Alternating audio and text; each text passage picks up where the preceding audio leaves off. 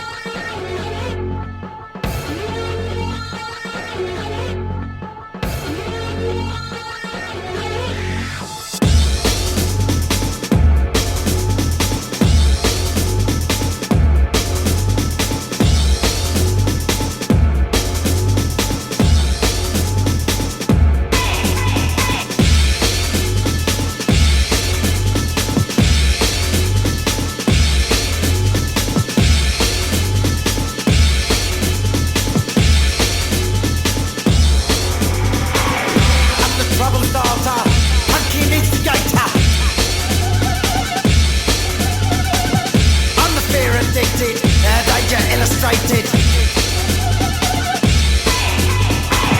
I'm a Firestarter, twisted Firestarter. You're the Firestarter, twisted Firestarter. I'm a Firestarter, twisted Firestarter.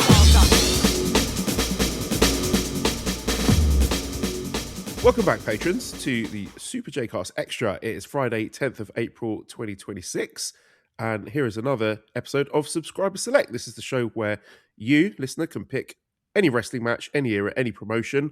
I watch it, you watch it, we talk about it, we record us talking about it, then I upload it to Patreon, and other people can listen to us talking about the match that you picked and we both watched and then talked about. It's a very special one today because I have with me a returning guest and the proprietor of the Yogoya Ryokan. It's Fraser Japan. Fraser, welcome back. Yeah, thank you, Joel. It's good to be back. One of the first notes I put down was it was a great time to chat, given Sakura Genesis was just about a week or so ago now. I was lucky enough to be in the front row for that, and that was a fantastic outing and sort of re-energized the passion probably for a lot of us. So certainly in the mood to chat some New Japan again, whereas in the past I might not have been. First thing I want to ask you is, I know you talk to a lot of wrestlers. This is more of a request than a question. I will pay $100 to the first wrestler who comes out at the next Korakuen Hall show holding some sparklers. Yeah, I've been following your pyro at Korakuen thing, and like everybody else, Joel, I take it very literally, and I know that you are being 100% serious with your suggestion and really not thinking through the fire hazard stuff at all. On a serious note, it's quite amazing to me that people read those tweets and think, this guy's being serious. He has not thought through the fire risks. Like, having pyro at Korakuen could be really dangerous for the audience. So, yeah, let me talk to them on that. If it was a little bit of an inside joke to sort of get back at some of these people that seem to have no sense of humor, or the joke flies about 100 kilometers over their head, then I'd be happy to partake in such an exercise. Do you know how many people have viewed that tweet? I should pull it up, but no. Tell me, what's your view count? Nearly a quarter of a million people. 221.1. Scrumpy. He's just jumped on my lap and knocked my microphone over. 221,000 views, which I think says a lot about the state of Twitter these days and the kind of content that gets reposted and shared. I think there's just something about people's innate desire on that app to mock and ridicule and correct and criticize and dogpile, and I'm glad people are enjoying it, But where's the sense of fun? You know, these people have got no sense of humor and no media literacy. Like, not the fact that he's unable to pick up on the fact that it's clearly a joke. And I guess it just says a lot about the turnover of fans, that there's one, very few people saw it and understood the reference, because it is a copy paste of a series of, shall I say, infamous tweets from Alan Cheapshot about New Japan not having a women's division. But yeah, every day I'm checking it and seeing more and more people replying to it, and it is very, very funny to me. Yeah, one thing I just would say on that, Joe, which is a little bit different maybe from West versus Japan. In Japan, because Japan is not especially political, so as far as beyond the border is concerned, it's certainly political within its own borders, but internationally, it's not. So when Musk was doing his running with Trump kind of stuff, where a whole bunch of Americans and others, I think for good reasons, may have decided it was time to jump off, Japan didn't. So Japanese pro wrestling Twitter is still going along quite well. And many of the faces that were previously there are still there. I think the people that have left X or Twitter or whatever you want to call it are not so much people that have got fed up with it being a cesspool or political ideology or anything like that. It's just simply that they've decided no longer to be a fan of New Japan Pro Wrestling. So most of my interactions are with them. I must admit, I am quite free to use the mute and block button on undesirable accounts wherever they may be. And there does seem to be a trend at times that maybe the West tend to be a little bit more, or Western fans, I should say, tend to be a little bit more sort of black or white. But yeah, I know you always get entertained by these things. I thought the best part of your tweet actually was a thread in inverted commas. So I was waiting for a long list, and pyro at Korakuen was the only item. So if people couldn't find it out that there was a joke there, I just don't know what to say. It makes it kind of even better in a way, in kind of a sick way. Yeah, I think I might just give up the podcast and just become a shit posting account, because that's clearly what I'm best at. But I could just sort of click on one of these people who've replied or quote tweeted it. They're all kids, right? These are people who have never heard of us and certainly never listened to the famous episode 97 of a Super J Cast, which the tweet is referencing. And just in the bios, there's just a load of words and things I don't understand. Like, yeah, I'm just clicking on one here. 20 years old, demigirl, lesbian, RWBY, wrestling, Batgirl, Splatoon fan. I mean, whilst I'm not casting aspersions on these people, I'm sure they're lovely people, but it's not exactly my audience, is it? Well, Grandpa, I think you may be a little bit out of touch these days. You know, both you and I the one I just saw just going down the replies, which I thought was quite good. VCOM7418. Oh wow, you hate capitalized Korakuen, huh? I mean, I just don't know what to say. I prefer to look at it in a more comical sense, which is if that's a kind of conclusion about the right reply to send back, then there's some comedy value in that, I think. I'd like to now pick your brains a bit about the ryokan, which, as all listeners know, was a truly magical experience for me and my family. And you've had quite a few visitors, notable visitors to the ryokan. I also just want to clear up and apologise about mistakenly referring to it as a rottenburo, because there's no roof on it, as I'm sure all listeners knew, but you were just too polite to reach out to me and correct. It is a nottenburo, as it doesn't have a roof. And yeah, how are you enjoying life as the proprietor of the ryokan? If you've got any interesting stories that you might feel like sharing? Yeah, well, maybe firstly, on the whole Rottenburo point, I must admit, Joel, that it was only about 3 or 4 weeks ago that the previous owner corrected me on that one and said it was a Rottenburo. And to be honest, having not only just being the owner of the ryokan, but having gone to stacks of onsen in the past, I'd never heard that term before. And if it makes you feel any better about your shocking mistake, as you seem to be thinking of it as, I was filing away my licenses the other day, and even the public health service refer to it as a rotemburo. So I think this notemburo point is quite nuanced. But nevertheless, how's Yugoya going? Yeah, well, if we bring it back to New Japan, we've had 3 active wrestlers so far. So Kato-san and an unnamed individual came along. This was not long before his excursion to Mexico, actually. So it was a good time to chat with him. He's a super, super nice guy, very, very humble, down to earth. He was super excited to be going to Mexico. There was a little bit inside him because he's only, 23, 24, whatever, sense of nervousness about being away from his home country for so long. But Mexico is definitely the destination that he wanted. So really enjoyed hosting him probably back in, February maybe it was back then. Then after that, as was more public on Twitter, we had members of the United Empire, and I'm sure listeners know that I come from New Zealand, as does Hinare, so I know him quite well. So him and Great Okan came along to the ryokan, and Great Okan came with a bit of a backstory or a big up from Hinare, particularly around his eating prowess.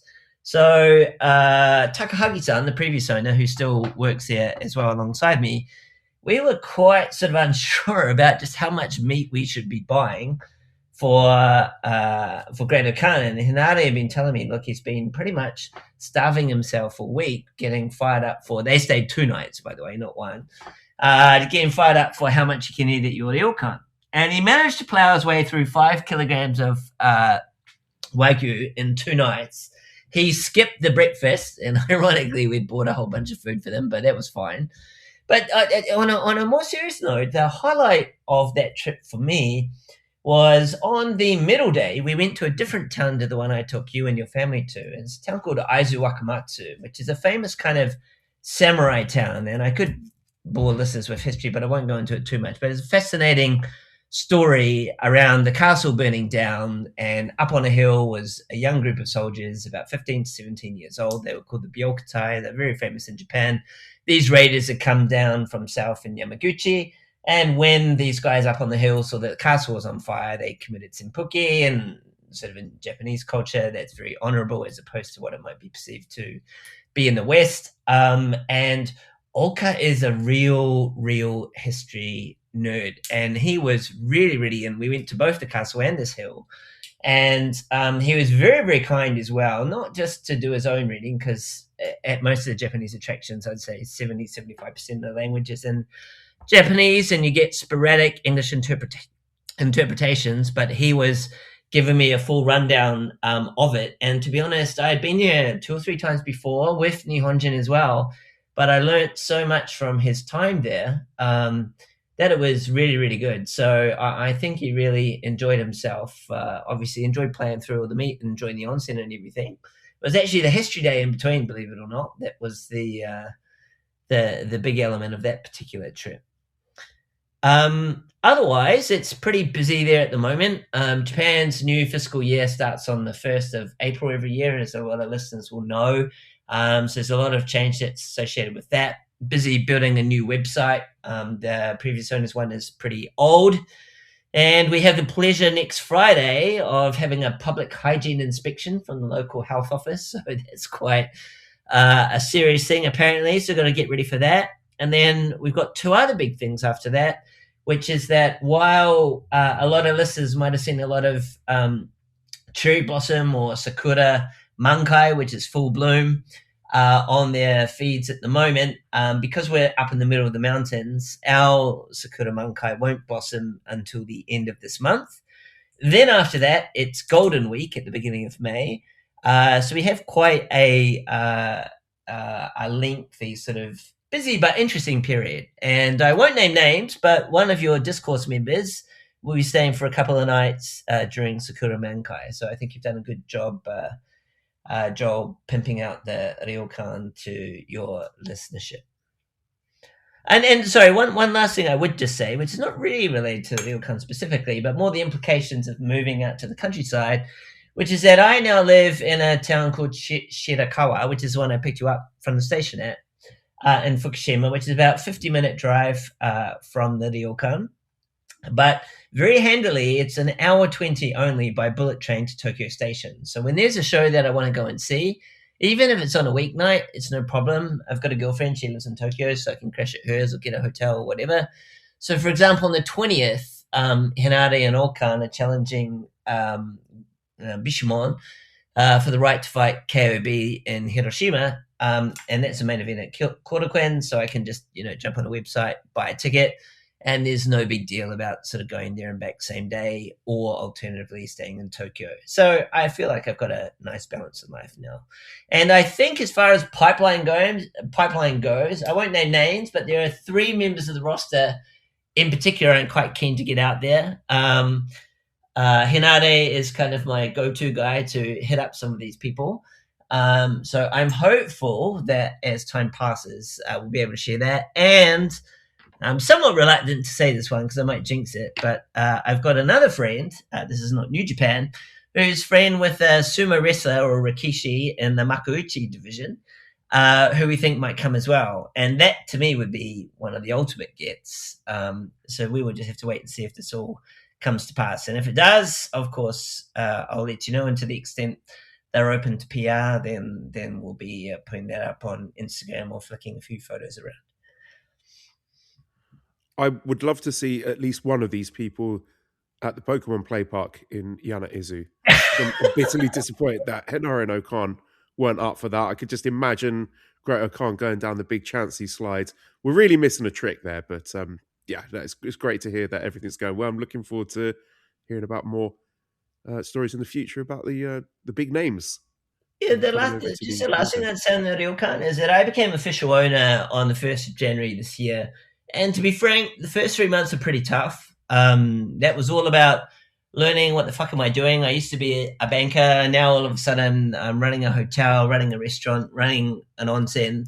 And there was a lot of things I didn't know. And then on top of that, all the change of ownership stuff is all in Japanese. So I'm scrolling through pages and pages of Japanese. My Japanese is getting better, but still it's not nearly as quick as doing things in English.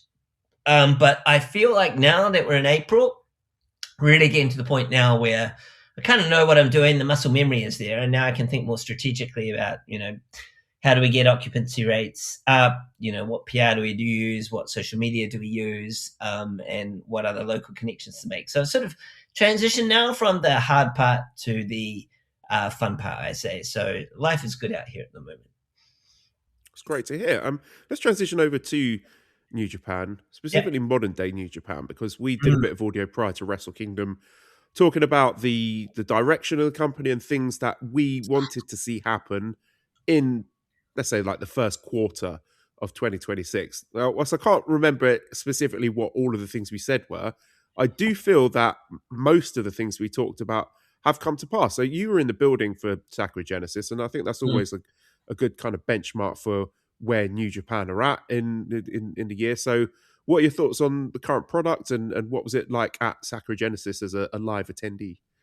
Well, I will just say one cautionary note at the beginning, was that I was lucky enough, and you're at the mercy of the lottery, but I got a front row seat for Sakura Genesis, and my view from the front row, because sometimes you can be on the end or sometimes you can be stuck behind the cameraman or something. I know it's first world problems and everything, but my seat was kind of like perfect. And I think whenever you get there, you tend to think everything is maybe better than what it might be for the average punter.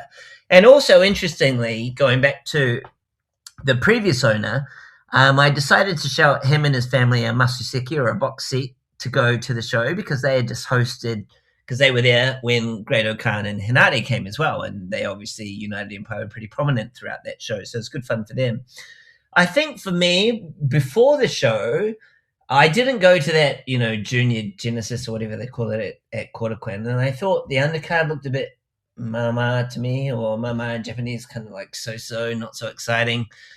With the exception of sort of Osprey's return, there seemed to be a lot of stuff that you think sort of belongs, in a house show or whatever. But I think the vibe for a lot of that ended up being pretty good. I can't remember every single match, but I thought Osprey's return was awesome. That live bop he gets when he does the Osprey chants and stuff. And I know it's probably sacrilegious to mention this, But I did watch Hinade and Akira and Callum's appearance on AEW last night as well. The US fans don't go anywhere near as good as the Japanese fans do on that one. I thought throughout the night that maybe Ospreay's was an interesting one, right? When Callum won, sort of characters aside and all that, you can only imagine what must have been going through the minds of both of them and stuff. And I think that is a special moment, irrespective of whatever tension might be building up. As far as the tension goes, I felt like maybe Ospreay was doing his soap opera stuff a little bit too obviously. I think a little bit more subtle might have been better. But if I go back to individual matches, like we talked about Ospreay, then I think the last three were of substance, right? Takeshita, Umeno. I'm a big Takeshita fan. I was a little disappointed that I felt that the pacing of the match, a 15-minute match, the first half or so was pretty slow. It really got going in the second half, but I thought they would go balls to the wall right from the start. And now it seems, I guess, that Umeno seems to be like Takeshita's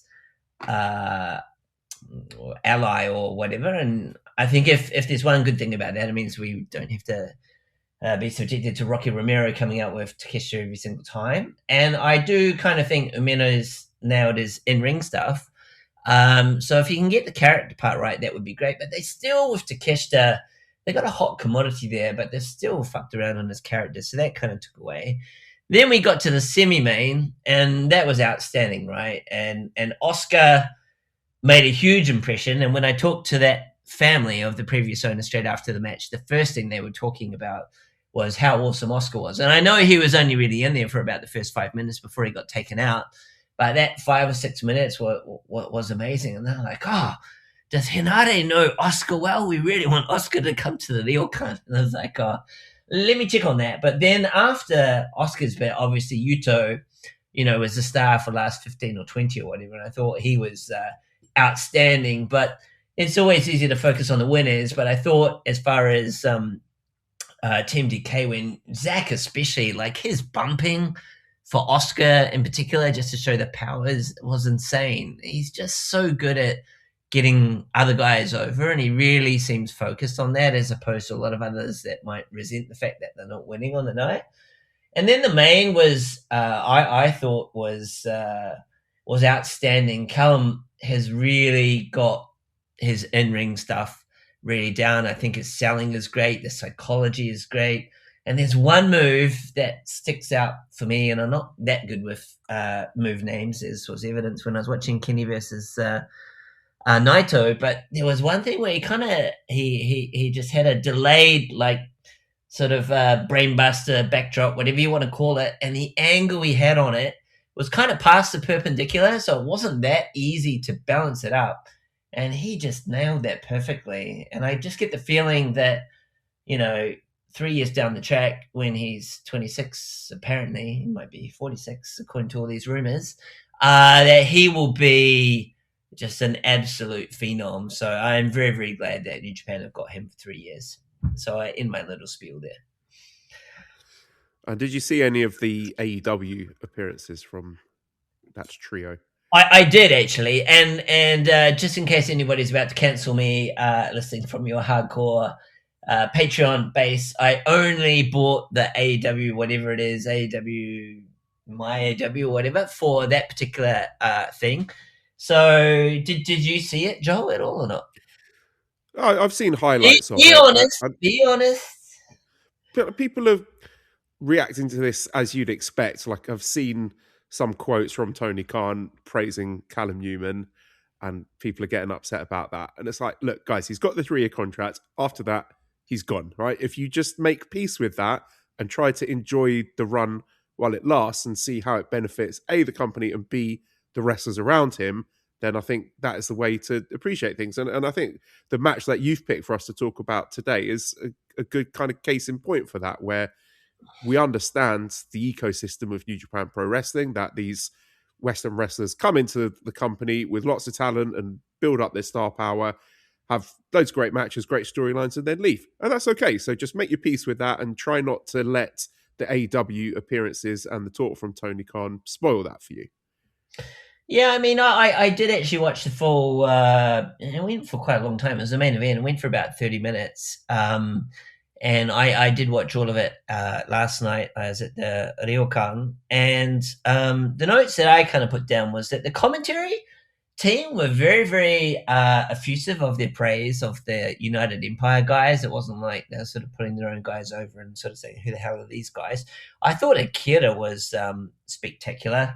It might be controversial to say, and I don't mean this as a dig, but I kind of wonder, junior wise, does he need potentially a third dance partner as well down at that level? Then I think Hinade, again, I'm biased, but I thought he looked outstanding as well. He took quite a few risky moves. He took a table spot. He put Claudio through a table and had to climb up those steel steps that they use on the way up there. So landing that was quite difficult. What I didn't like, which is more about the overall product, was I really don't like the camera work of AEW as opposed to what I see in New Japan. I know Ospreay's commented on that before. And then again, just like this, whenever Moxley's involved, it almost inevitably becomes a plunder match, which it in part was. And I think I would have, and again, this is just my New Japan bias, but would have preferred to see a bit more. But I think one of the concerning things for me is, Hiromu mentioned it once before, right? That Tony Khan does a much better job than what the Bushiroad guys seem to do about actually showing genuine appreciation for what the guys do. And I think that's something that, sort of bringing it back to New Japan side, they've really got to look at. And I don't think that's just culturally, right? Like they are more reserved as a more general matter, but I think that's something that really sticks in the mind of some of the people. And Hiromu banged on about that for a long, long time. And I get the sense nothing much has changed on either side since then.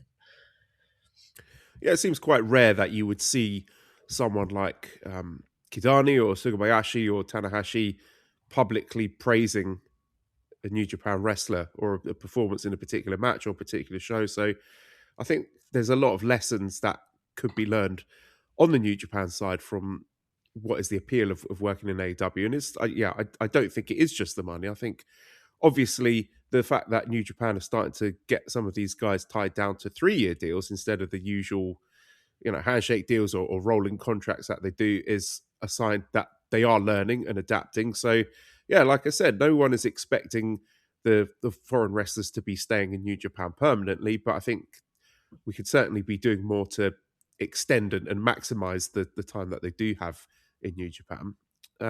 Just one last thing, right? Obviously the Japanese fan base are a monolith, and you as the white man can speak on their behalf. Like, what do you feel is the general sort of consensus on the product at the moment from the New Japan fans that you speak to? Are they quite keen on the direction? They're happy, excited with Callum Newman being the champion, and even just from like the atmosphere inside the building and how they reacted to Callum winning the title. Yeah, I'll just say two things. Just to finally finish off on AEW, you started off by mentioning there's a lot of maybe New Japan fans a bit pantsy about Callum Newman being over there. One thing, if you watch that match quite closely, Callum doesn't spend much time in the ring. And at least one of the theories going around is don't show off your best merchandise too much or it may no longer be yours. As far as the Japanese fan base goes, again, sort of jokes aside, I can't really speak for everyone. The way I tend to think about more the Japanese fan base is probably of the Japanese fans that I've made good connections with. Are they still around or not? It's definitely true to say, and I'm talking more broader than Sakura Genesis, but a lot of people left and actually went across to Noah, believe it or not, when Naito went there, despite his current condition. So that certainly has taken away some of the fans. The Wrestle Kingdom, which you were there for, was obviously a massive success, but Tanahashi's retirement clearly key to that. As far as Callum's win goes, I think that was pretty well received. I must admit, as far as the actual sort of online social media stuff goes afterwards, I'd just been too flat out to really follow it too closely. But I think his performance in the final was very, very strong. I think the one thing that maybe people are a little bit confused about, and I don't know if this is a perception thing or not, but Tsuji felt like a bit of a supporting act in that whole match. Like the angle that I had where I was sitting was looking directly into Callum's corner. So I thought I was going to take this kick-ass photo with, all the United Empire guys straddling the outside of the ring, but annoyingly the cameraman was in the middle. Whereas Tsuji just came out with Daiki and the guy, right? And it just felt like, with Ospreay coming back and everything, you just felt like the whole theme of the night was United Empire. So what becomes of Tsuji, I think, is a little bit of a concern for people. And of all people, AEW t-shirt wearing gay kid turns up just to give him power driver outside of the ring for good measure and challenges him for the other bout that people forgot still technically belongs to Tsuji after that. So I think if there's definitely support for Callum, although one objective measure you could look at, which not just includes Japanese fans, but his Twitter or X account's got a really small following actually, which is just one indication that people kind of haven't caught on yet. I am very confident they will. Japanese crowds are very good at understanding, and I think he's got that balance, and maybe we'll talk about it when we get to Omega Naito, that while he is a heel, he's not at the sort of House of Torture level, which is kind of like, just doing bullshit after bullshit, riff bump after riff bump. It was a good one of Red Shoes getting a curb stomp, but I feel like he's got proper wrestling skills, and people can see that in the ring. So I'm pretty confident people will get behind him, but it's probably a bit too early to call just whether or not, they're enamored by him or not at this early stage. Let's move on to talk about the match that you've picked for us to discuss today, which is Tetsuya Naito versus Kenny Omega from the G1 Climax 26 semi-final, block final, not sure what we want to call this one, from August 14th, 2016. So why did you pick this one? One main reason, to be honest, which is just for whatever reason, this match stays in the memory a lot. So quite often, and ironically, wrestlers ask me this question, you'd think it'd be the other way around, but sometimes when the wrestlers come to the ryokan, they'll be like, so I deliberately don't try to talk about wrestling too much with them, because I think, fuck, they get that all the time. The ryokan's a relaxing place in the middle of the countryside. Let's talk about something else. But they do quite often ask, especially when they first arrive, what's your favorite match? You've been here 10 years or whatever. And I often point to this one. I was lucky enough to be there live. It was at Ryogoku, just like Sakura Genesis. And I just thought it was a superb match in isolation. And on top of that, it was for Kenny especially a really important match in terms of his career. And I suppose 10 years removed from the fact, when you look at the health condition of especially Naito, but also Kenny as well, and you look at some of the bumps they took and the sacrifices that they made, it makes you appreciate it even more. Now, I am not a star or ratings person or whatever, but out of sheer curiosity, I thought I'll go see what Meltzer and Cage Match had to say. And before Meltzer introduced his controversial infinity ratings system, it got 5 stars, and Cage Match has got it at 9.72. So it made me feel that, okay, I'm not the only person who was really into that match. And there's a lot of things when I think back to that are very nostalgic for me. So that's why I picked it. Yeah, it's one of the defining matches of modern New Japan. I know a load of other people love this match. I know it's one of John Carroll's favourites as well. I think they might have been in the building for this one too, because it was more than just a G1 block decider. It feels in a lot of ways like the moment where the New Japan golden era fully arrived. Because if you look at where both guys are by the summer of 2016, they've completely reinvented themselves. So Naito obviously gone from this rejected baby-faced Stardust Genius character to the leader of Los Ingobernables de Japón.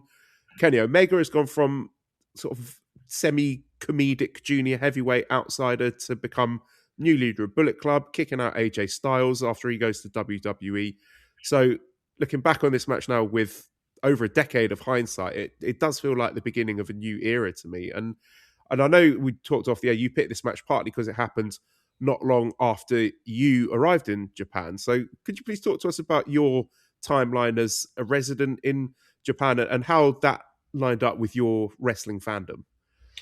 Yeah, so I arrived in Japan, I think it was about June 2015, so roughly just over a year before that And the purpose of moving was that I took on a role as Japan CFO for a global investment bank. And I think it's fair to say, a little bit like the ryokan experience I was just talking about before, the first 3 to 6 months was really grappling with the new role and making sure I knew my way around and everything. So to be honest, I didn't really follow New Japan too closely for the rest of 2015.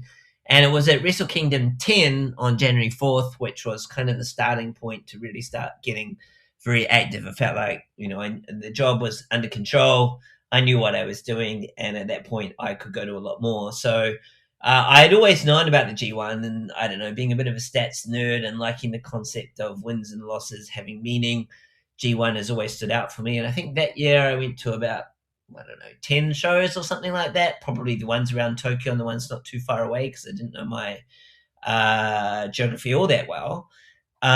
So this was basically my first G1, you could call it. And I seriously, having watched things like WWE on TV in Singapore, which is where I was living and working before that, and then suddenly seeing this and like guys like Shibata, guys like Kenny, Naito, Omega, Tanahashi, and the two outsiders of Nakajima, Marufuji, and I was like, holy shit, like, how the fuck did I not know about this earlier?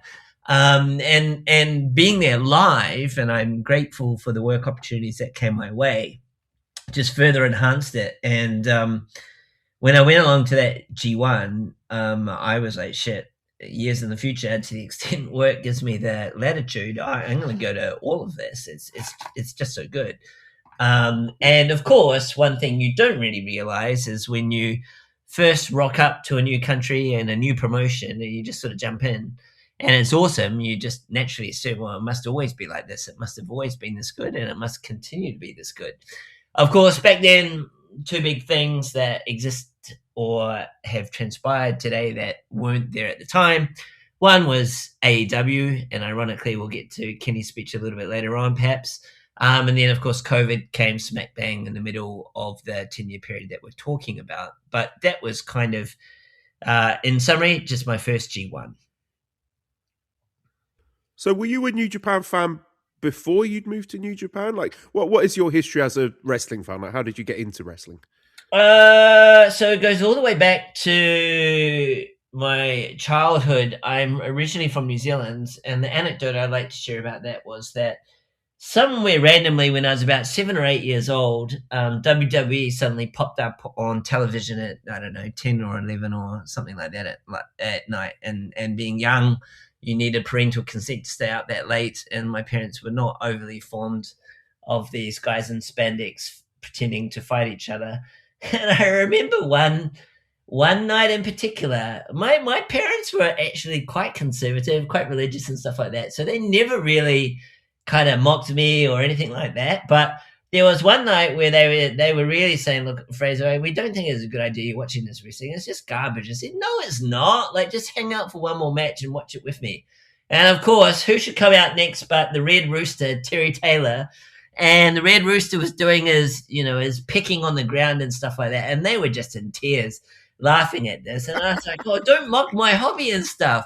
And I was, I don't know, 8 or 9 or whatever. So I was quite sensitive, right? And basically I ended up bawling my eyes out and going off to my bedroom because my parents were just mercilessly mocking this. But I somehow survived that very traumatic experience. And back then, the pay-per-views were doing the rounds on tapes in New Zealand. So at school, you could rock up at high school and somebody would randomly, I don't know where they got them from, but would have the Royal Rumble on videotape or something like that, or WrestleMania 4 or something along those lines. So I watched it then, and then sort of like everybody else lapsed out for a while, came back in around about the time of the Monday Night Wars. And then I started reading, and you'll know this being a UK guy yourself, Joel, that what I thought was an excellent magazine at the time, Power Slam. And Power Slam always had the Japanese column. Now, I was never into Japanese tape trading or anything like that. So when it comes to people like the young boy Josh over at Keeping It Strong Style with Damon, my memory or my knowledge really only really goes back to when I first came over here. Before that, I know a few anecdotes of stuff, but not a great deal. So Power Slam, though, I was always fascinated reading about it. So I knew a lot of the characters and supposedly what they did, but I never really saw any of it. So it was quite exciting when I rocked up. Although what I would say, just to clarify, is that when I came over in 2016, let's call it, the 5 years before that was spent with the same company in Singapore, and I had a regional role. So I used to have to come up to Japan sort of once or twice a year, and May was always the time I used to come out. So it was always Best of Super Juniors. So I distinctly remember watching like Devitt versus Ricochet and a few of these other matches. So, and Ibushi as well was sort of coming on the scene back then as well. So that was not enough for me to get into watching New Japan on a full-time basis. But I sort of had a half-ass idea of what was going on before then. But I was much more of a May-only man, so I didn't really appreciate the prestige and the interest that G1 generated until I got up here. I had a very similar experience with my parents. My dad used to take the piss out of me because he'd kind of come in and over here and watch a bit of what I was watching, and he used to do like a Jim Ross impression. He'd just, every time it was on, he'd just walk in the room and go, "The Rock," and then walk out again. And so I feel your pain when it comes to mockery of something I enjoyed growing up. So what do you remember about where New Japan was culturally in 2016? Like, did it feel something that was getting bigger and more mainstream while you were there? I'd say it's very hard for me to speak on a relative basis, just because when you say bigger, because I didn't really know what it was like until I jumped in. As far as its mainstream popularity went, I mean, most of the conversations that I'd have, so CFO, I used to often go around and talk to heads of trading desks, right? Like the head of, I don't know, Japanese government bond trading desk or the equities trading desk or whatever. And these tended to be older guys. And whenever you decided that it was safe enough to say, oh, you know, one of my hobbies is pro wrestling, like they would always hark back to like the Inoki era and stuff like that, right? And talk about those kind of guys and say, yeah, when I was a kid, I used to love it, but now it's a bit mama. And then I'd say something like, oh, do you know Okada? No. Do you know Tanahashi? Oh, I think I've heard of him. It was that kind of thing. So I think the mainstream was much more dated, and that was reflected a little bit, and probably still to this day, by where New Japan sits on TV scheduling. Like I think it's on at something like stupid on TV Sahi, like midnight or 1 a.m. or something like that. It's not at a good time. So that's why whenever for things like Tanahashi's retirement and Dominion, they make a big deal about that being broadcast live, because ordinarily it's not. And I think guys like Aaron Wolf, despite you know what people, hardcore fans may think about his current capability or not, but he's a big name and he can draw those kind of people in. But back then, I think it was a little bit similar to what you might hear in the West. It was like, yeah, when we were younger, we used to watch, but we don't anymore. So if I think back to 2016, it's often remembered as something approaching the peak of the mid-2010s boom, because you had the big departures. So Shinsuke Nakamura, AJ Styles, Kyle Anderson, they all left for WWE earlier in the year. Don't you dare leave out Doc Gallows. How dare you? About it. He should have been first. Sorry to any Doc Gallows enjoyers. Yeah, Doc Gallows, very unfair of me to leave him out there. So Doc Gallows, yes, of course, part of that important quartet who left the company.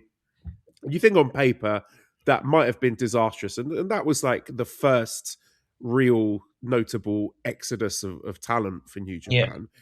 But instead, New Japan turned that uncertainty into an opportunity. So you have Kazuchika Okada remaining as the ace, and they made some very smart moves to sort of solidify his position there. Hiroshi Tanahashi still somewhere in his prime, but still the company's emotional center. They promoted Tetsuya Naito, so Naito kind of moved up to that 1B slot vacated by Nakamura, and then Kenny Omega moving into the slot vacated by AJ Styles as maybe somewhat unexpectedly becoming the top Gaikokujin star, if I'm using that term correctly, and the company starting to become more visible internationally, getting some buzz abroad in the West, and NJPW World, that's becoming easier to access. There's more fans outside Japan watching, and just a growing sense that New Japan is becoming the cool wrestling promotion. Yeah, I think I think that's very fair.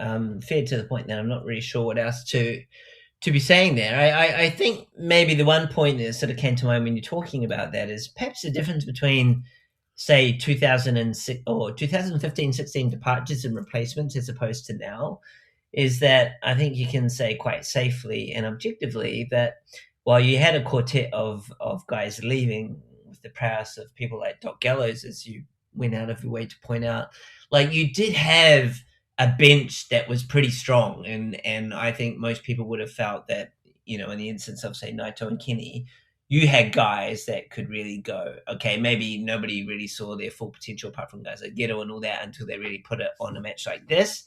But now when we've had AEW not just take 4 guys, but take however many that they've taken, and I find this kind of ironic in a way, and I don't mean this as a sort of an AEW rant, but, you know, back in 2016, the big fear for fans back then was that this WWE Japan thing was going to spring up, and suddenly, you know, everybody on the New Japan roster was going to be working for WWE Japan NXT or something like that. And in reality, like, WWE have not taken, on the men's side at least, they have taken a lot of Joshi wrestlers, but they didn't really take that many. But AEW have taken so many that I think the concern, at least what I think, and a lot of Japanese fans think like this, is that the bench is not nearly as strong as what it was back then. And I think, to me, that's a key difference. That's not to say we don't have anybody, but, you know, your 1B, 1C replacement type analogy that you're talking about before, I think these days is very, very different to what it was back then. So let's talk a bit about Tetsuya Naito's journey going into this match, because it's one of the great wrestling reinventions. So earlier in his career, you get the sense that New Japan desperately wanted him to be the next Hiroshi Tanahashi.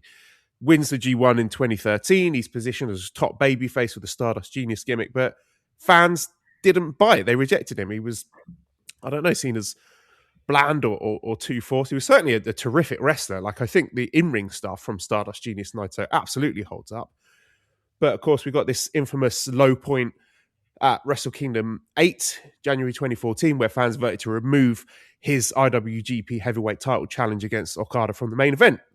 But rather than fighting against that rejection, he disappears to CMLL. He has a short stint, goes to Mexico, comes back, completely different attitude, forms LIJ. I mean, listeners, you already know all this stuff, but it felt like in 2016 he was the most interesting man of the company, because he's got this kind of effortlessly cool persona, disrespectful to everyone and everything, kind of tapping into that kind of underlying sense that a lot of people, I was going to say in Japan, but I think globally we all have, of wanting to just be a little shit at work and be disrespectful to everyone and our bosses. And he's like straddling this kind of tweener role, is simultaneously a heel, but also being the most popular wrestler in the promotion. Because when he re-debuted as LIJ Naito in, when was that? Was that in earlier in 2016 when he came back, or 2015? I'm 15. not 15. That's right. So yeah, when he started the LIJ thing, they were cheating heels. They were kind of doing what, to some extent, House of Torture do. You know, it wasn't to the frequency of cheating and heel interference that they do, but it was there. You know, they were breaking the rules. And I remember at the time people having very mixed reactions to that. Damon famously very slow to come around to Ingobernable Naito. But why do you think Naito is and was so popular with the fans? I think it was the whole anti-establishment point, to be honest. Like, he really seemed to be an excellent wrestler. He had a very cool thing. One of his favorite things that I used to like about Naito was he'd go like whack a guy over the head with a chair, and the referee would turn around to admonish him, and he'd just like, you know, do the hand gesture, tranquilo, it's not a big deal, I just hit a guy over the head with a chair, what's your problem, kind of thing. So I think people really bought into that, and for me, maybe the most iconic moment for him, and it reflected, I think, the fact that he was so popular that, you know, the comment was often made that he's one of those guys that transcends the belt. He doesn't really need it to be supported that well because people just love him so much. And you'll probably remember, or you will remember rather, 2016 at Invasion Attack, and that was it. I remember that for various reasons. It was Ospreay's debut, amongst others. Was that he won the belt. Sonata debuted and did a run-in, and Naito, after winning, famously just threw the belt up in the air and walked off. And I just thought, like, not only is that cool, but I think it's quite creative as well. He wasn't just doing stuff that you see from your average heel. And I think it was that part that did it. And then actually, just to switch for 1 second, because it reminds me of an anecdote when, and I hope I'm not speaking out of turn, I don't think it's overly secretive, but when Okan and Hinare were at the ryokan, Okan was talking about getting over and stuff, and he was asking a question to Hinare and me, maybe from a fan perspective. He's like, "Why do you think Naito was so good? Was it his in-ring wrestling, or was it his mic skills?" Which I think is sort of mic skills / charisma. I said, look, I think he's pretty good at both, but I didn't think any Japanese wrestler could touch him on the mic, right? And when he used to do his roll call at the end and just his general speeches and stuff, that's what drew people into him. He kind of had a good look, albeit an interesting haircut. He was a good wrestler. He didn't care about authorities. He was good on the mic. And I think the other smart thing that Naito did as well, which does enhance his popularity, is that he was very, very selective about who he brought into the group. And the best analogy I can think of, or the best point I can think of, is who his pin leader was, which is Bushi, right? And normally your pin leader is a guy that, needs to be there. Maybe not the most popular guy in the company, but so many people used to have Bushi masks and stuff like that, even though he was like the sort of bottom ranking guy of the group. Evil kind of was popular and showed his charisma in time as well. Sonata kind of had that cool, I don't give a shit gimmick at the start as well. He brought in Takagi, who was amazing from Dragon Gate. Titan was amazing from CMLL. So I think he was very, very thoughtful about who he brought in as well, which I think, all those factors combined equals a very popular wrestler. So, as you mentioned earlier in 2016, Naito defeated Okada to win the IWGP Heavyweight Championship, only to lose it back at Dominion in June. So that made this G1 feel really important for him, because winning could be his chance to not only prove that his title reign was not a fluke, but also to achieve his dream of main eventing Wrestle Kingdom, which had famously been snatched away from him and he was very resentful about. So, looking back on it now, do you think Naito's anti-establishment character became more meaningful because fans had seen him fail first? And I'm just sort of curious what we can learn from this in terms of the current crop of wrestlers. Like, I'm thinking, is there some sort of magic recipe here that guys like Yuya or Shota or Oiwa might be able to tap into? Or do you think it's something that needs to happen purely organically? Well, I do think it was organic, but I definitely agree with you that sort of the anti-establishment thing sort of has ties back to the failed face run and potentially what path he was potentially forced to go down, although I'm somewhat reluctant to speak too much to that because that was before my time. But of the names you listed down, I think Shota is a prime candidate to go down that path. I think Oiwa in particular is probably a little bit early for that. Yuya, I could see him ending up there. But to me, and again, I might be projecting here, this is just from a view from the outside, but I feel like Yuya's problems largely sit with Yuya rather than anybody else. Whereas Shota has certainly been pushed, I think, beyond his means at times. And I think the culmination of that was riding that shitty motorbike into his prolonged main event with Zack at Wrestle Kingdom, whatever it was. And I think Shota's got it in him to be quite a badass heel as well, maybe a different type of heel to what Naito was. But for whatever reason, they haven't gone down that path so far. But you see sort of his in-ring psychology within the match. He's got this kind of evil eye stares and glances that he does. So I think he's got that within him. So if anyone was to learn from Naito, Shota to me would be the one. Let's move on to Kenny Omega and his journey into this match, because his rise was arguably just as dramatic. So for years up until this point, he'd been known as this eccentric but an incredibly talented junior heavyweight wrestler. So obviously he's got his background in DDT, but within New Japan, he'd had very good matches with Kota Ibushi and later with Kushida. But there were still a lot of questions about whether he could make that transition to be a serious heavyweight main event. And there were a lot of doubters at the time because he was doing silly things like, using the cold spray can against opponents, or the shaved arms, like he'd shave his arms 2-3 days before a match and use the stubble as a chainsaw. He used that against Taguchi at Wrestle Kingdom match. And a lot of people were looking at him thinking, what, this guy, this is going to be your new AJ Styles, and people were not buying it at the time. But what was your awareness and perception of Kenny Omega before he became a heavyweight, or was this your jumping in point for him? No, I saw the tail end of his junior run because as I mentioned before, Wrestle Kingdom 10 was kind of the first major show I went to where he lost the junior bout to Kushida. But I guess if you look at back in retrospect, that was just an elevation, right? Because the next night he went on to take out AJ Styles and take over the Bullet Club, so he didn't need a junior bout around his waist to do that. The other thing, which English commentary mentioned this as well when I was watching back, is that Japanese fans are very promotion centric. And Kenny being a DDT guy and really kind of leaning into the DDT style was quite a big factor about why New Japan fans treated him with caution. And I can even remember, I probably mentioned this anecdote before, but in 2018 at the G1 final, Kenny versus Tanahashi, and he had Kenny cornered by Ibushi, Tanahashi cornered by Shibata. A lot of fans calling that, even, there's a couple years on, there's a DDT versus New Japan final.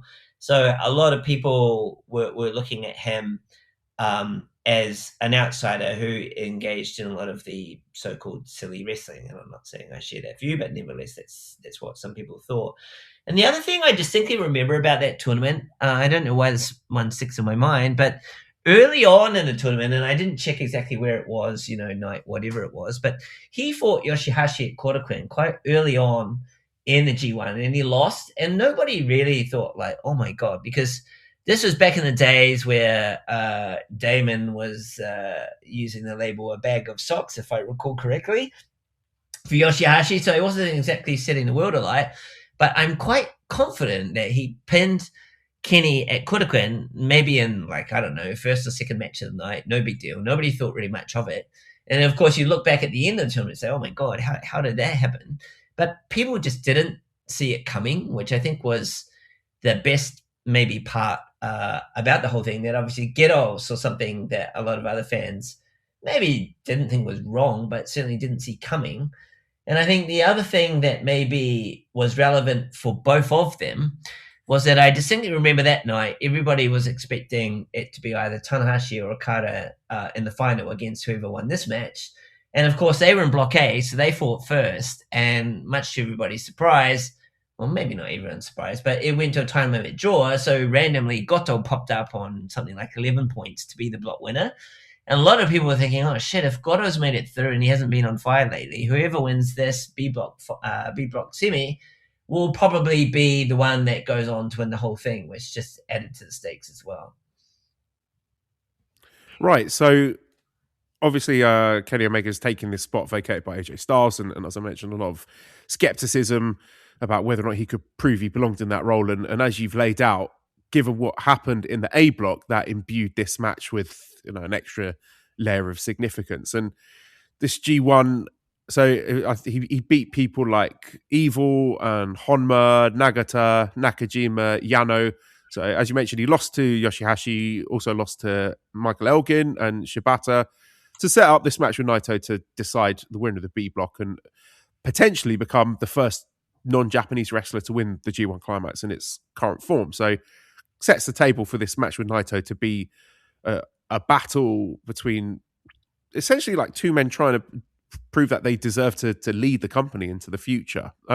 Do you remember how fans in Japan reacted to Kenny in 2016? Like, was there any skepticism, or did people buy into him quickly? And like, did you see the potential for him to become the star that he is today?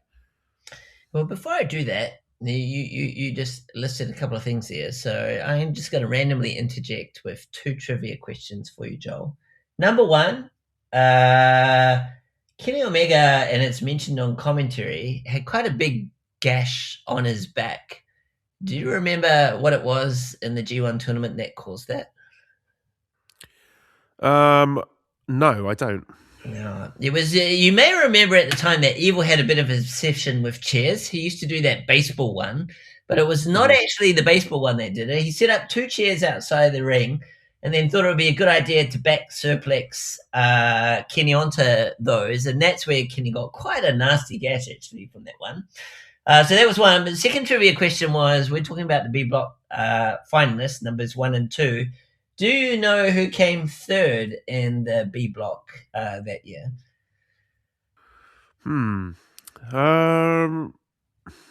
Open Google and just pause a little bit. I'm trying to think. So I would imagine Shibata would have been up there, and I don't know if Nakajima would have accrued enough points at that point to be in the conversation. I'd say Shibata, but I've got a feeling it's going to be a surprise.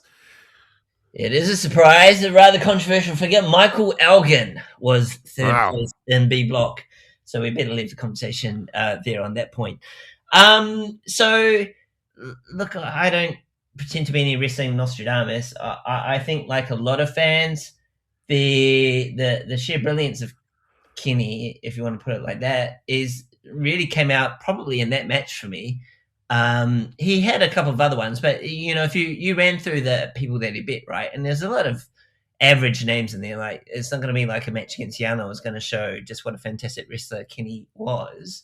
So I think it really was this match that showed everybody what he could do.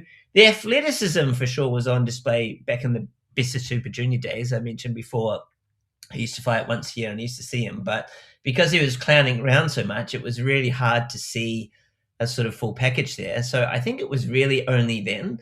And then one other thing after the G1 that really helped him get over was that the promo he did when he won the final against Goto, for the first time he busted out we call it peta or fluent Japanese on the audience, and that won him over big time, because not only was he the first guy Caucasian to win the G1, but he could speak fluent Nihongo as well. And he referred to after this match as Japan being his home. So I think it was, sort of twofold. One, everyone can see when he really gets his head straight, he gives up the cleaner gimmick, puts away the spray cans, and just really focuses on the in-ring. He's got no seconders or anything messing around. Then people could see just how good that he was. So I think after the G1, people were fired up for him versus Okada. But if you told anyone at the beginning of the G1 tournament that Kenny was going to win it, I think 9 times out of 10 you would have got a shot reaction, if not 10 out of 10. Yeah, I'm wondering now, we've discussed it, if that run that he had in the block itself was specifically designed to keep his powder dry and leave the most exciting opponents to the end to really kind of surprise people and keep him fresh for that. I'm not sure, but let's get into the match itself. So this is the entrances to start with. It's really palpable watching it, even on New Japan World. The buzz from the crowds and the aura of both wrestlers just jumps off the screen. The chanting from the fans, it just feels a lot more heated than it does today. So you were there in the building for this one, right? Yep. So was that tangible to you, just the excitement of even just the entrances themselves? Yeah, I remember that. In fact, probably that one, if I recall correctly, was on a Friday night. I seem to recall being in a suit with a colleague from work going to see that, whereas the final was on Saturday, I think, if I've got my dates right. And Saturday, the crowd was super, super hot. That was the same day where there was an 8-man between 4 Noah guys and Shibata and the dads, and I think we all knew what went down there, which is sort of unfortunate with the aftermath. But that crowd was so hot. And one thing I noticed that they don't allow anymore, but they've got the concept of the Hanamichi. Hanamichi is like basically the entranceway that the wrestlers go up and down to leave the building. And now what you're definitely not allowed to do, which I think is maybe something that happened because of COVID, was that you'll notice when the wrestlers leave the matches in back then, that people would sort of hang their hands over the rails and try and get a high five on the way out and stuff like that, which you can't do anymore. But I distinctly remember when Naito's music played on the final match. I don't know what he was doing. He must be doing like a multi-band undercut or something like that. And there's just a few people waving around towels really hard. And I think the atmosphere back then, I've been here 10 years. And I don't think this is just nostalgia talking. It was a lot hotter than what it is today. And I think still maybe post-COVID, people's willingness to go all out is still a little bit less than what it was back then. So the bell rings. This is kind of tricky to do in a format like this, Fraser, because I'll just talk through stuff that I found notable about the match, but it's difficult to kind of make that a conversation because I don't know which parts of the match you have thoughts on. I've done shows in the past where early on into my podcasting career, shall we say, where I've done shows like this where we're talking about a particular match, and the co-host is just does a bit of play-by-play, so it describes what happens in like the first 5 minutes of the match and then just stops talking, and I'm like, oh, okay, so am I supposed to jump in here with what I thought about this section of the match where I might not have anything to say? So I'll just give my thoughts on the match. Go ahead. The way that it starts, just again, they're larger than life personas, just them spitting on each other. A pair of bastards essentially, but lovable bastards because they're both occupying this tweener position at the moment, and Naito's controlling the pace. He's working Omega's knee, baiting him to the outside, and just they move so smoothly. And obviously that's in contrast to the way that I'm seeing them move in recent years, but they just seem so cavalier with spots that make me wince. Even today that look really brutal, because we've seen a lot of stuff as wrestling fans and New Japan fans, but just stuff like the body drop onto the apron. And that happens about 3 minutes into the match, and I'm like, oh, Jesus Christ. Like they start off strongly, and it escalates from there with Kenny teasing the powerbomb Naito onto the apron, but then he does the misdirection with that and just puts him through the table instead. And again, this is really early on into the match. I don't think we've even hit the 10-minute point there, and he's just dumping this guy through the table. And the most notable spot in the match for me is that top rope dive that Kenny does to the crowd, where Naito spectacularly fails to catch him. Like, he kind of gets an arm on him, but Kenny essentially just crashes and burns and splats into the grounds. Then they just let up, just dragon suplexes onto the apron. The stuff they're doing is insane, and viewing it through the eyes of a 2026 fan and knowing how banged up they are now, you can see how we got to that point. And even just the speed and the snap and the ferocity of just their normal wrestling moves feels remarkable. I think the selling is great with Kenny. He's constantly buckling under his injured knee, and Naito doing that kind of idiosyncratic zombie autopilot kind of fugue state he goes into. The counters, they're so slick, they're believable. Kenny's ability to just transition anything into a V-trigger. And when he hits that V-trigger, it just makes it look and sound like his knee has just caved Naito's head in. It sounds like a baseball bat. And they're essentially just taking turns dropping each other on their heads. They get into the closing stretch with Kenny landing his three moves. He does first of all, he teases the one-winged angel, but then transitions it into the Kreutz Wrath as Naito tries to escape from that. And Naito's face, he just does like this big surprised look of horror as he's about to get suplexed. Then the V-trigger, then the one-winged angel. And it's a very action-packed match, but it doesn't have that kind of ubiquitous reversal dance tease finisher back and forth thing that you might expect to see in a New Japan big match. It feels essentially like this is a showcase of heavyweight main event Kenny Omega, and Naito just a perfect dance partner for that. We've seen some great wrestlers over the last few years. We're spoiled really. Guys like Prime Ibushi and Okada, Naito, Ospreay, Shingo, even someone like Ishii, just to name but a few. But none of them appeal to my lizard brain quite the way that Prime Kenny Omega did, who just operates with such speed and violence and unpredictability. It's just absolutely thrilling to watch. Yeah, I'd just say maybe two or three things. I think it's a very good recap. Like, the first thing I just sort of thought I should check was how old they were at the time. So Naito was 34, Kenny was 32, and Red Shoes, the referee, was only 79 back then. So they were all quite young compared to what they are now. But you know, they're at an age with that wrestling style where they're probably, you know, selfishly, you could say as a New Japan fan, that while we've lost a lot of those guys, we had them for the best of times. And that does sound, I'm a bit reluctant to say that because, you know, health-wise and stuff like that, it's clearly taken its toll. But when it comes to the match, like you, I'm not really a sort of a play-by-play person or whatever, but I just made some observations of some of the biggest spots in the match. And I think you've covered most of them. But what I did notice was probably I'd just say three things, actually. One, the majority of the spectacular moves were done by Kenny.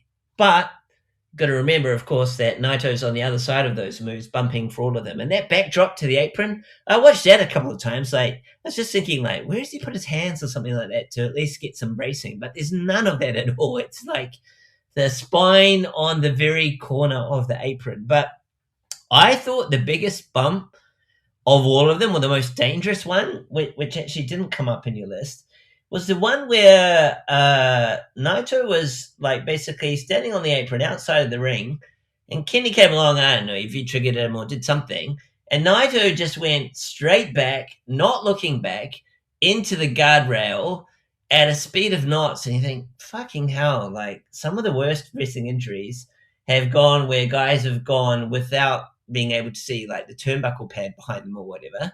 And I thought, shit, that's dangerous. I think that might have been leading up to the spot where Kenny eventually jumps over.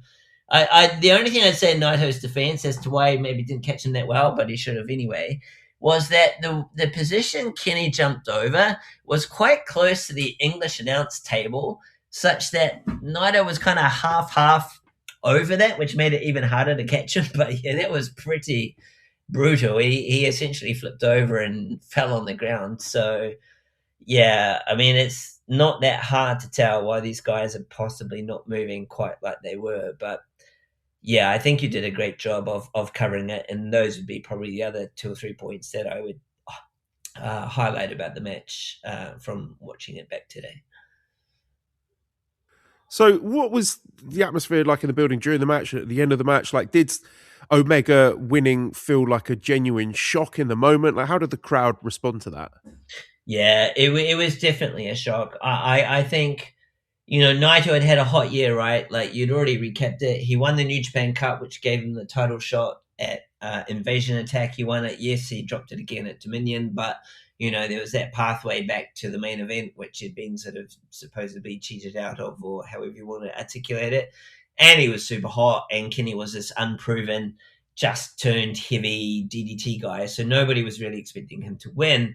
But one comment I think that Kenny made in his after-match promo was a bit more like, well, you all cheered for Naito at the start, but towards the end, you know, it swung around a little bit. And I think it was just that people were realizing sort of live, just, shit, this is how good Kenny Omega actually is. But the shock was quite palpable. And you got to remember that same night, Goto had somehow made it through to the final as well. So it's a bit like the G1 semi-final of this year when Evil got through, and everyone was like, sort of, what the fuck is going on? Like, how is this even happening?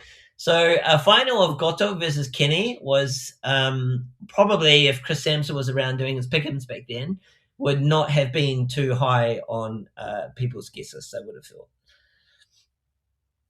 And Kenny cut an interesting promo after the match where it seems like he'd won the crowd over during the match, and they were cheering him. They wanted to cheer him, but he was essentially scolding them for that, saying, no, don't start cheering me now because I've given everything to you. And you at most of the match have been chanting for Naito. So essentially, like, F you guys. Yeah, exactly. And it's quite a stark contrast, rather, to the promo he cuts the next night, which again was in Nihongo and was much more of a, you know, just the fact like heels, generally speaking, if they're foreigners and they do have a command of Nihongo to some extent, generally won't use it just because that seemed to be pandering to the audience. But he did do that. But I think he still wanted to keep things more on the heel side because he had Goto in the final the next day, right? So babyface wasn't necessarily the best of combination. So he kind of, I suppose, made them wait to cheer him for at least one more night again, I think. And I can't really remember at the time, but Yeah. it feels like if this is the sort of result that had happened now with similar wrestlers in similar positions, that there would be an insane crash out from the Naito contingent. So I don't know, like, were you aware of any significant upset from the Naito fans, or were they just happy that Kenny looked so great and they were just happy to cheer for him now? Well, Naito was a bridesmaid on multiple occasions throughout that period, right? But it really kind of only started around that period. I think the one that really got to them, and if my memory serves me correctly, you were there and Damon was there in spirit but passed out on alcohol, was the one where he lost to Okada in the main event, where everybody was convinced Naito would win. So that sense of frustration around him not getting what he deserved, it wasn't that strong back then. People were kind of shocked, but it was like, okay, well, maybe this is like the first or second time this has happened. I guess I say second because he dropped the belt very quickly back to Okada at Dominion. But maybe something that the company felt but the fans didn't like, or the hardcore fans didn't like, because they thought Naito, again, is so popular, he doesn't necessarily need the belt. So at that stage, I wouldn't call it an outrage, but, you know, in the years to come, certainly you would see people getting very pantsy about that kind of outcome. So, I mean, you've picked this match. I'm curious to where it ranks in amongst your favourite wrestling matches, and to sort of take that further, where do you think the match ranks in their respective careers? Like, do you think this is the best Kenny Omega match and the best Tetsuya Naito match? And do you think they are each other's best opponents? Because I know there's a lot made of the rivalries between these wrestlers with other people, like Omega and Okada, or Naito and Okada, or Omega and Ibushi. So I've always sort of held the belief that actually Naito and Omega were each other's best opponents. Like, in terms of pure in-ring quality, belt-to-belt action, divorced from the narrative aspect of it, I think they are each other's best opponents. So, yeah, where does this match stack up for you and the rivalry as a whole? I would probably say it's, you know, I've been watching since 10 years, let's say.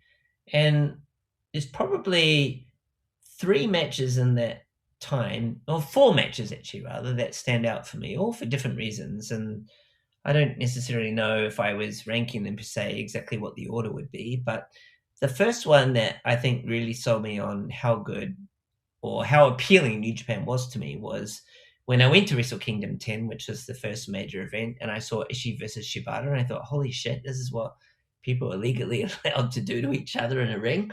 So that definitely hooked me in, but that may well have been a sort of a first impressions point.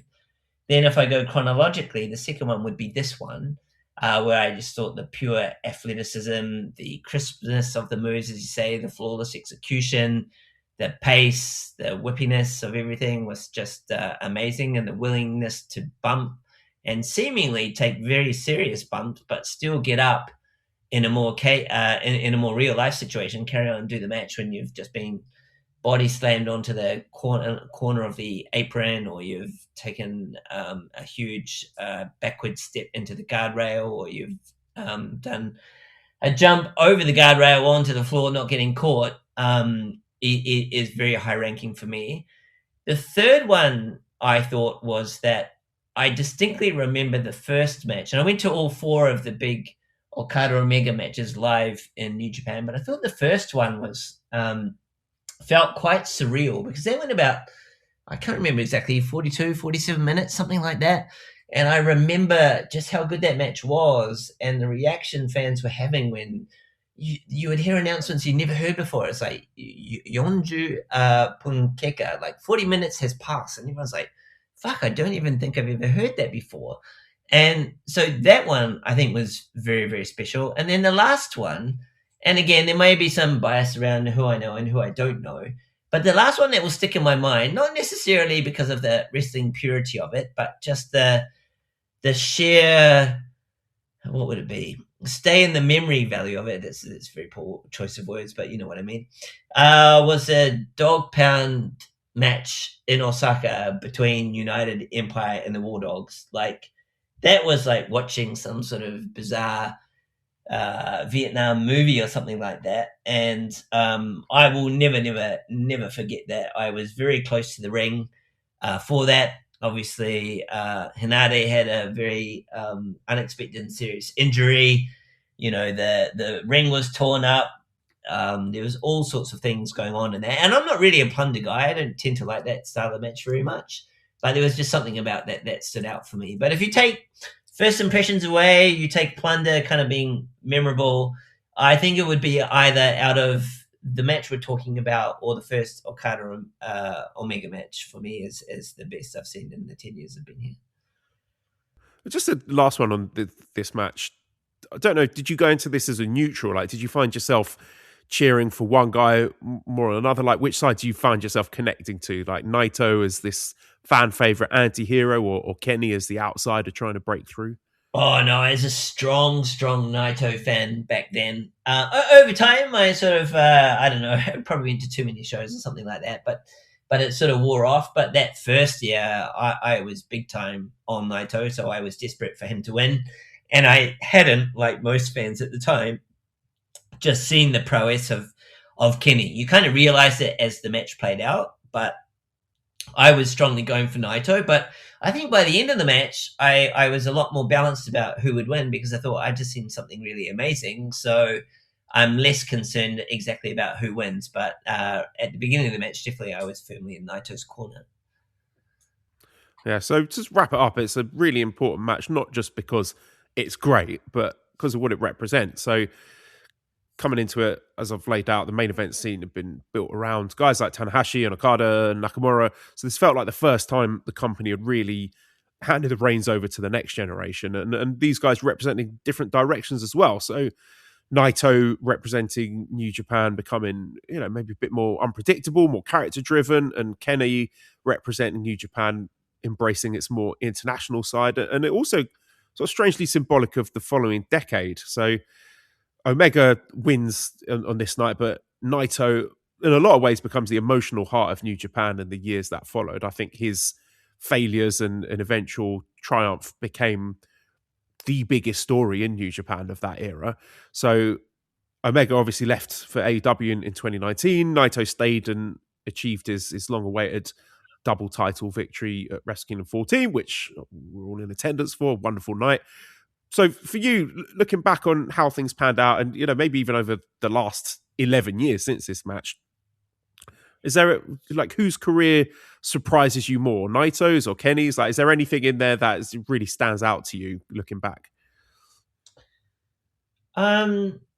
Probably I'd say maybe 2 or 3 things to finish. I think I'll start off with the first one maybe. There's a word in Japanese called natsukashi. And what natsukashi means is nostalgic. And for me as a fan going back 10 years, and I saw myself not on camera for that night, but the next night, just trying, and then when you see yourself, you kind of think, oh yeah, I kind of remember what it was like. And there's a few things I just thought I would mention that were around at the time, which are no longer anymore. And one of them was Ozeki-san, the announcer. So one thing I noticed is how quickly he counts to 20.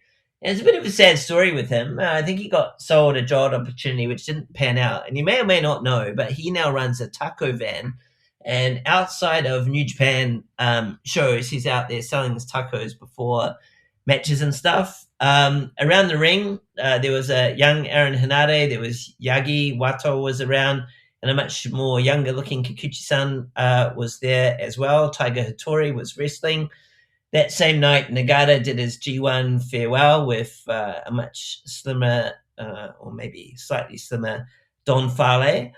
And I think also you had on English commentary, it was Kevin Kelly, Scott Norton, and maybe back then a more babyface Rocky Romero. And there's one other guy.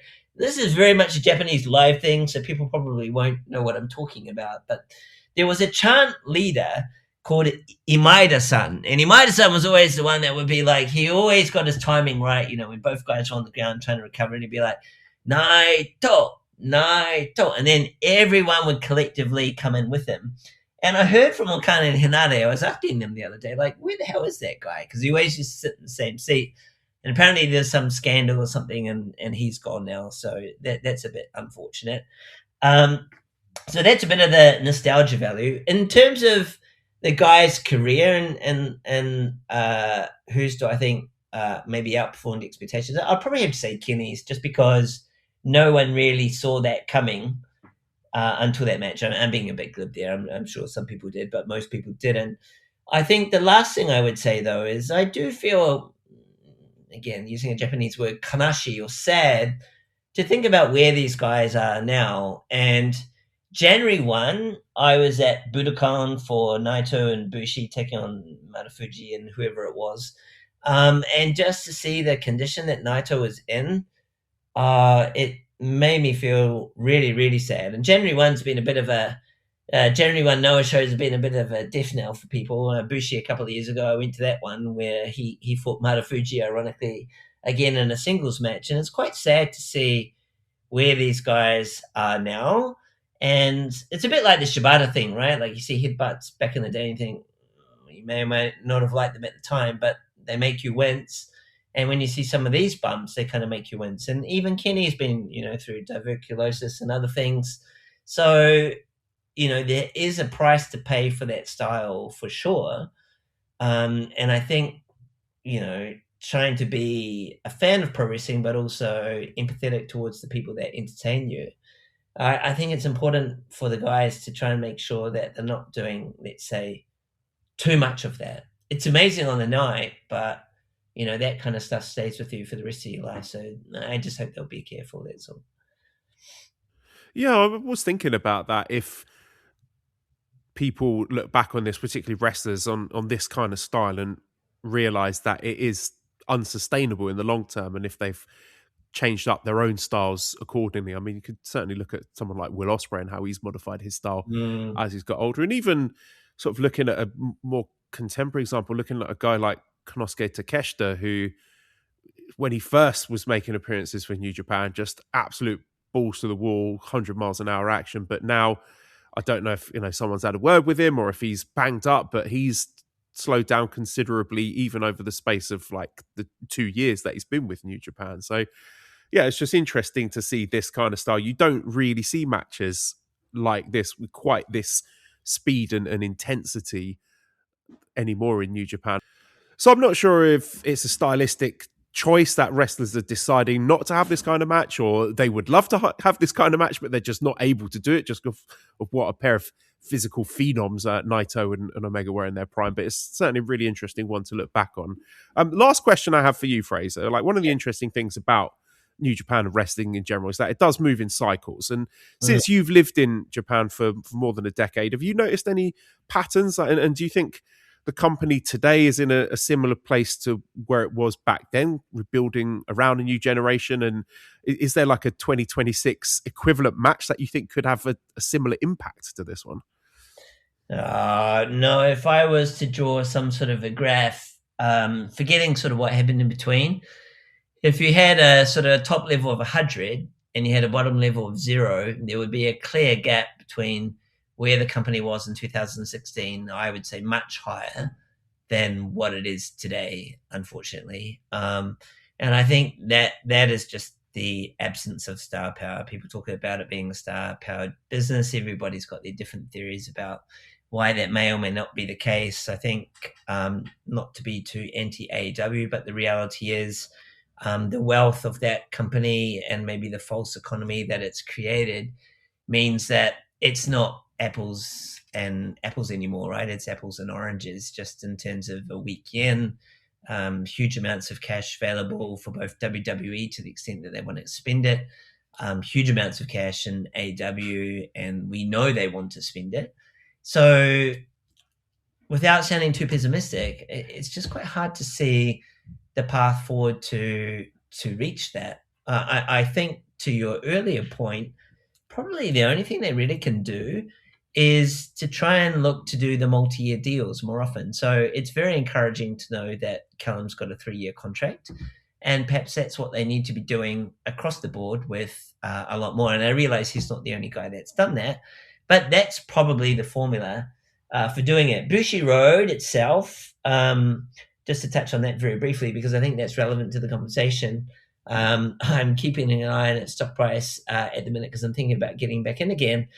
They're not in the strongest of financial positions. I thought maybe Tanahashi's retirement would put more money in the coffers as opposed to just his own pockets to perhaps free up more money to do things with. And as we know, there's a few more maybe on the junior side of things, a few more guys coming in. But I would say there's quite a clear gap between where they were at 2016, which, as you say, was sort of early on in that sort of golden era, versus where we are now. Unfortunately, I still think there's still quite a way to go. So before we call it a day, Fraser, is there anything else you want to talk about either this match or New Japan in general before we wrap it up? Just say two quick things. One thing I'd recommend is if people are going to go through the hassle of going back through New Japan World to find the semi-final of 2016, the one we just talked about, I would highly, highly, highly recommend going and watching the 8-man the next day between the 4 guys invading from Noah and Shibata and crew. Again, depending on your tolerance for mistakes that led to bad outcomes, if you can get past that, that match is definitely worth watching. Then, on a personal note, I think the people who are patrons of your show have probably heard me before, so I don't think I really need to plug too much. Just be at Fraser Japan if you feel like a follow. All I really do is go to live matches and post photos. That's about it. And maybe my bigger plug these days would be for the ryokan. So if you are interested in coming, and as I said, I've got one of your Discourse members this month coming, easiest thing to do, I think, for you would just be to send me a DM over X or Twitter or whatever, and be happy to help you out and happy to host you. And as I say, hopefully we will have a bit more of a New Japan sort of Ryokan Hall of Fame going on. 3 members inducted so far, and I'm hopeful by halfway through the year that number will be 6. Well, thank you very much, Fraser, for your time. It's been lovely talking to you as always, and thank you, patrons, for your continued support, and we will catch you next time. On the plate you're tasting, well intoxicated. I'm a Firestarter, twisted Firestarter. You're the Firestarter, twisted Firestarter.